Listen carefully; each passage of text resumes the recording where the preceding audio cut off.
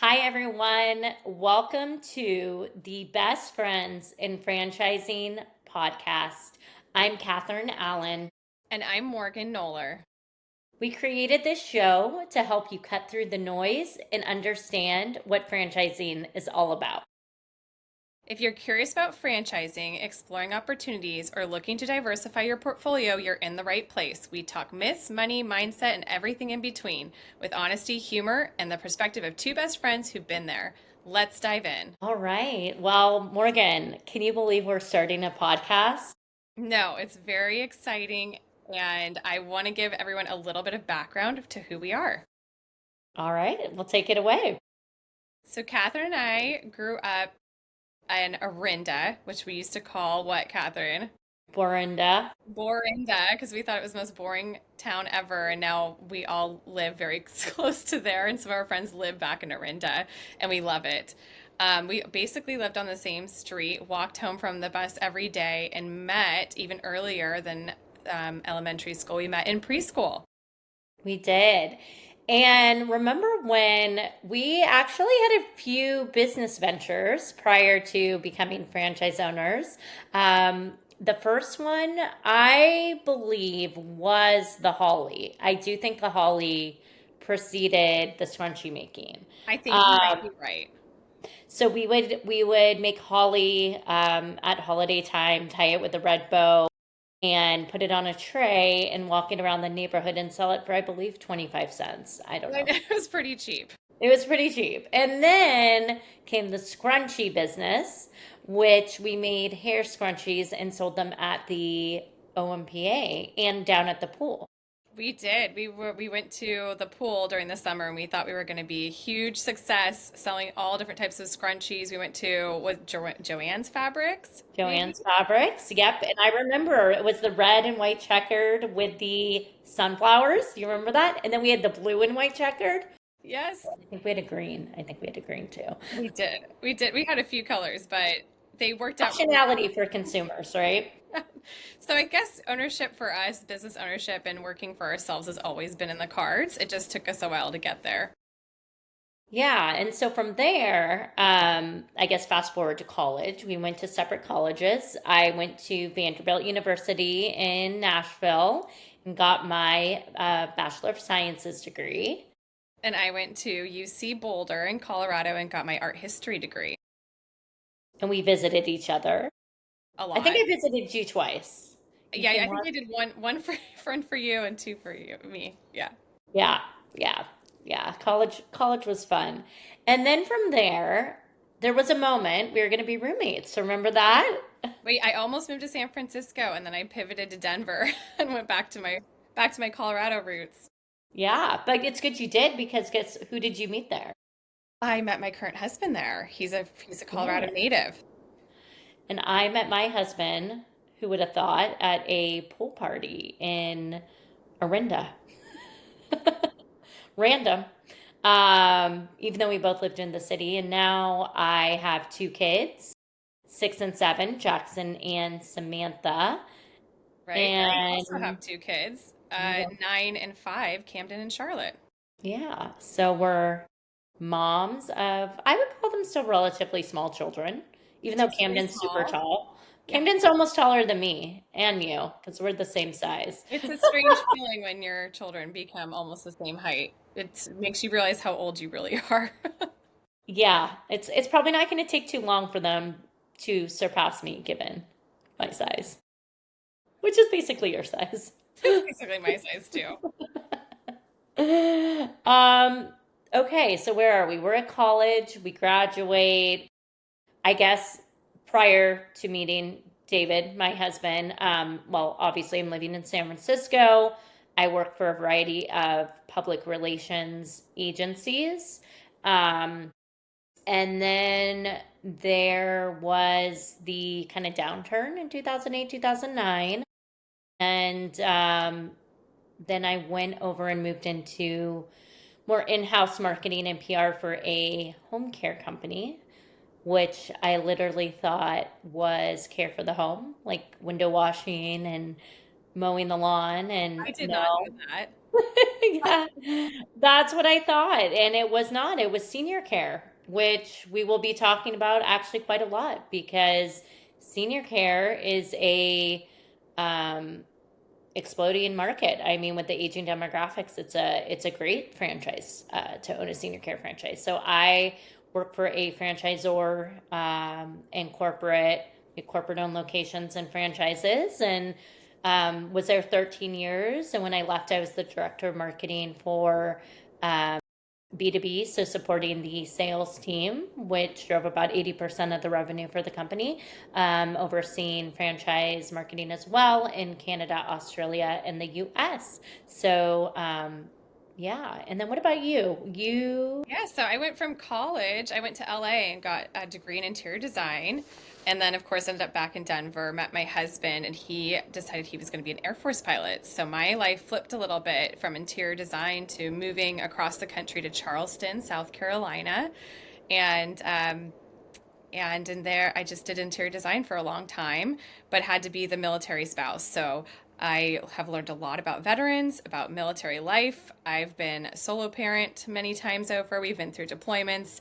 And then from Charleston, we came back to California for a little while. And in California, I became an event planner. So I did events as small as baby showers up to corporate events with 400 people for many days on end, and loved it, and then was told I was moving to Canada. So we lived in Canada for a few years through COVID, and I knew at that point I was never going back to working for anyone but myself. So business ownership was on the horizon. We just needed to move back to California first. And I'll never forget the moment when I was driving across the Delta and you called me and you said, Kathryn, I'm looking at this franchise.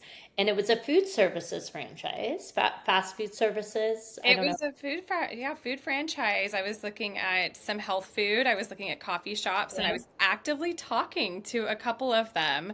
But when I brought it up to you, you said, pump the brakes, don't sign anything. I have someone you need to talk to. Yes, and I connected you with Jack Johnson over at the Franchise Insiders, who I worked with for many years at my old company. And I wanted him to review your FDD just and talk to you, make sure you were checking all the boxes before you jumped in. And what did that It was conversation look very like? eye-opening. I was so happy to be able to talk to Jack and listen to Jack and Jill's podcast because I moved very quickly away from anything brick and mortar. Just financially was not in the cards for us at the time. So I was really glad to talk to Jack. And then he sent me a list of franchises I didn't even know were out there that had a lot to do with home services. Yep. And then in connecting you, I was like, Jack, hey, let's catch up. I think it'd been 3 years. COVID kind of was during that time. They'd moved across the country to Boca Raton, Florida. And so we connected, and I remember that conversation clear as day, and was like, jokingly, talk to me about franchising. And he had his process. He had a process that we utilize on the team today. You know, he put together some recommendations for me. And then in between doing that and our conversation, though, when we got off, he texted me and he's like, hey, I think you'd really like Soccer Stars. I ironically had done Soccer Stars youth soccer program with Jackson, my son, when he was 2.5. And so I had essentially, we had done the program. We loved it. It was during COVID, so it was a little like everything weird, but it was still great. And so I had experienced the product, the service, the program. Um, I From there, he gave me back a list of recommendations, and I was kind of all in on Soccer Stars. I had played soccer growing up, it was my favorite sport. My kids at the time were 4 and 5, which I really felt was the sweet spot for soccer. Parents are always looking for activities for their kids. In this area, there's, a good amount of disposable income. So people just like their dogs are always willing to, it felt like something, people want to spend money on. And I just love the community impact and being able to give back and reconnect. I'm definitely a people person. So I love being able to represent a brand that does so many wonderful things for kids, for families, community partners. So it really spoke with me, and I kind of just went down that path and um, focused in, which I know was very different than your experience, Morgan. Yes, Jack did the same thing. I went through the assessment process, took the quizzes, and it popped out a different list with Jack. He had more, I think I wanted something because I was such interior design based before. Home services was an easy pivot. But in having those conversations and talking to those different franchises, I just felt like it wasn't really connecting with me at the time. And one of the top brands, I just was on a call and I didn't feel like I wanted to be on those calls every day. And then Soccer Stars is what you told me about, and I mentioned it to Jack, so he sent me the information.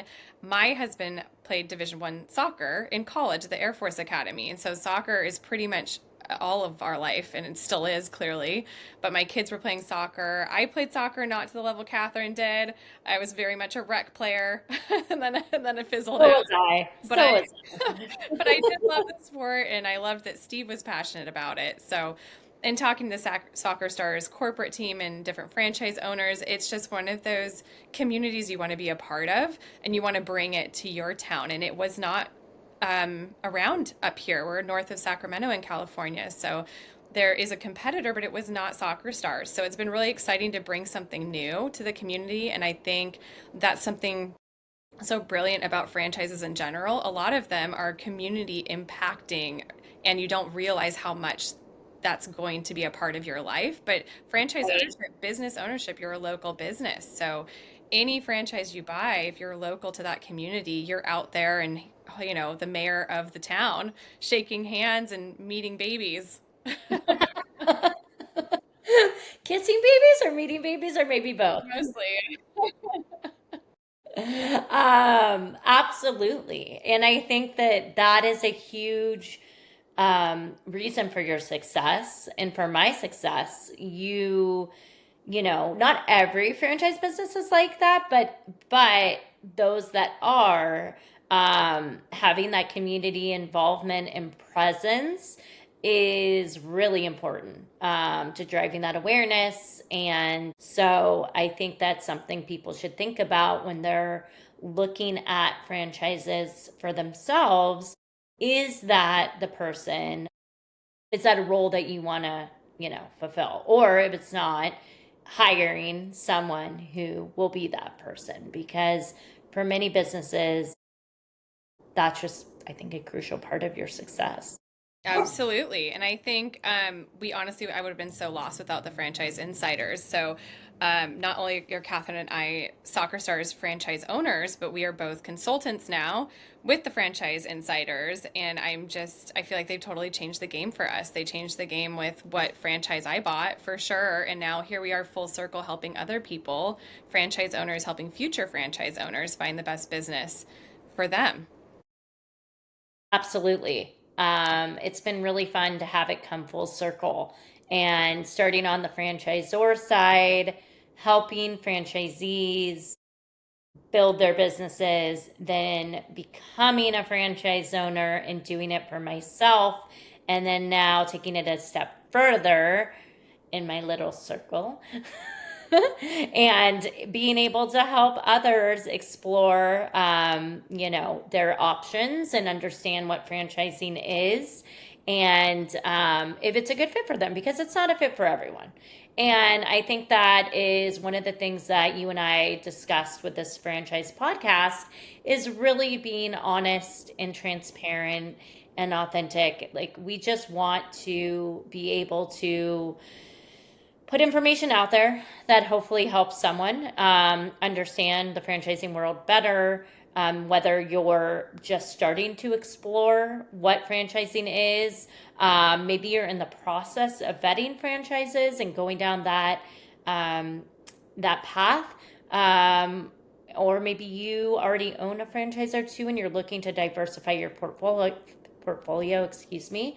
Our team, Jack, works with private equity groups looking to grow and diversify their portfolios. So, I know Morgan, I think when you were looking and you were having a conversation, you and I were, you kind of wish there was something like this out there, right? I did. I really enjoyed listening to Jack and Jill talk, and the Inside Scoop is their podcast. And I just felt like it was great to hear Jack talk, but it was also really nice to have Jill's kind of feedback in there too, as like a woman in business and a mom. And I think that that was kind of missing. I was listening to a lot of women in business, sure, but were they franchise owners? Not really. And then the franchise owners I was listening to on podcasts were all male for the most part. And I found that to be really interesting. So I think some of what we are doing here on the podcast is that we're two women, we're in business, we're both moms, we are consultants now, we're helping other moms and other people find franchises. But I think that there's a real talk here that should be happening with women and discussing some of the hardships that come with that. Yeah, because when you say mayor of the town, we're also the mayor of our household. And us women, we juggle a lot, being moms and volunteering at school, PTA, Stop it. Business being, ownership. We dive right into charities. We are yeah, we're on the board of charities that are giving back. That's you and I both really care about that we do. community We've always impact done that. And we and didn't even volunteering. that's even NCL, we were National Charity League. we were both NCL together. That was Yeah. a fun time. So we've always And been doing a lot, and it's just kind of our way of life, but how are we doing it? Let's talk more about what franchises are, what's sexy and not sexy, what looks good on paper but maybe isn't good financially. And Kathryn and I have dove into all of that, having gone through yeah, the process. yeah, and I think too, a part of your success in franchising is, and we touched on this, is really finding that alignment with, your lifestyle, your goals, your interests, finding a true partner in the franchisor that you end up going with. So the leadership team there, the support team, like that is crucial to your success. And Youth Athletes United, shout out to those guys and gals. They do a fantastic job. And coming from the franchise world, when I started going through the process and talking to Adam and Bob and John, Ruthie, I just really saw how dialed in everything was with the business model and the support and the vision. And that got me really excited. And I stand by it. Like to this day, 2 years later, like they're still awesome and amazing and really, truly care about our success. Wouldn't you agree? I completely agree with what you're saying. I feel that not just with Youth Athletes United, but any franchise, as long as the corporate team is rooting for you and you have them in your corner, you're going to succeed. They want you to succeed. And I think that's the true test of a good franchise or and corporate team. And I just don't know a lot of franchises out there where I can have a question, slack it out, and the president of the company calls me within 10 minutes with an answer. I mean, it's like unheard of. So we're unique, Kathryn and I, in the sense that we do have thousands of franchises we could be showing people, but we whittle that down to maybe 100 to 200, I would say. Mm-hmm. Just because we do the vetting process, we're serious about what businesses we're showing people, and we want to make sure that you all have success just like we have had success with a good corporate team backing you and being in your corner. Absolutely. So I think on the next podcast, what are we going to be diving into, Morgan? We're going to talk more about what a franchise is. Franchises started in the 1960s with McDonald's and Dairy Queen, but we've come so far since then. And I think that's a common misconception is what are the different franchises out there? What kind of senior care can I get into? Is that out of my home or is it brick and mortar? You have home services that's killing it right now. So we're going to talk about different franchises and then also the sexy franchises versus maybe the more safe franchises and the scalable ones and what that all looks like. Because sometimes it's easy to see that shiny, sparkly, sexy franchise. But if you're talking numbers and you want to scale, that might not be the right one for you. Absolutely. All right, everyone. Signing off until next time. Thanks for listening. Thanks for listening.